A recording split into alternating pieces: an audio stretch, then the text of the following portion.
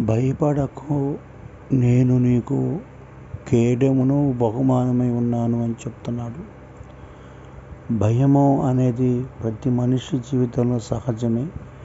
కానీ దేవుడు అంటాడు, ఆ భయాన్ని నేను తొలగిస్తాను, నీకు కేడముగా ఉన్నాను, అంటే నీకు కాపుదలగా నేను ఉన్నాను, నువ్వు భయపడవద్దు, నిన్ను కాపాడే దేవుడు నేనని చెప్తున్నాడు.